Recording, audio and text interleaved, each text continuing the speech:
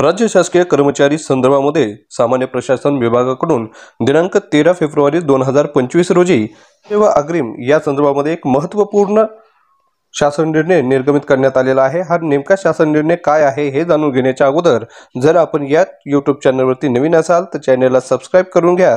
Video आवडल्यास like व share जरूर करून घ्या। तर बघा, सदर शासन निर्णयानुसार नमूद करण्यात आलेला आहे की शासकीय कर्मचारी कर्जे सन 2024-25 मधील तरतुदीचे पुनर्विनियोजन करण्यास मान्यता देण्यात येत आहे।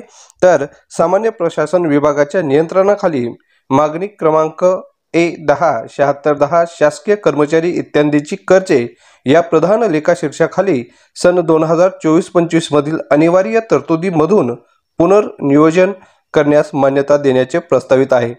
सन 2024-25 अंतर्गत प्रधान लेखा शीर्ष 7610 शासकीय कर्मचारी इत्यादींना कर्ज मधील अन्य अधिकारी कर्मचारी यांच्याकरिता मोटार वाहन खरेदी अग्रिमे कर्ज व आगाऊ रकमामधील बचत एकूण 60 लाख रुपये सोबत जोडलेल्या विवरणपत्र 1 मध्ये दर्शविल्याप्रमाणे अन्य अधिकारी कर्मचारी यांच्याकरिता घर बांधणी अग्रिमे अनिवार्य 7610 1379 55 कर्जे व आगाऊ रकमा या योजनेखाली सोबत जोडलेल्या विवरणपत्र 2 मध्ये दर्शविल्यानुसार पूर्वनियोजनाने उपलब्ध करून देण्याची शासन मान्यता देण्यात येत आहे।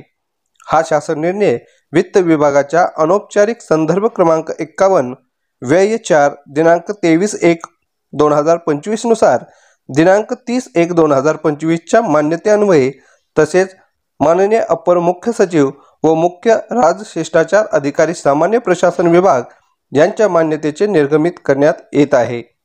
सदर शासन निर्णय हा 2025 02-13-17 4605 2807 या सांकेतिक क्रमांकावर पाहायला मिळेल।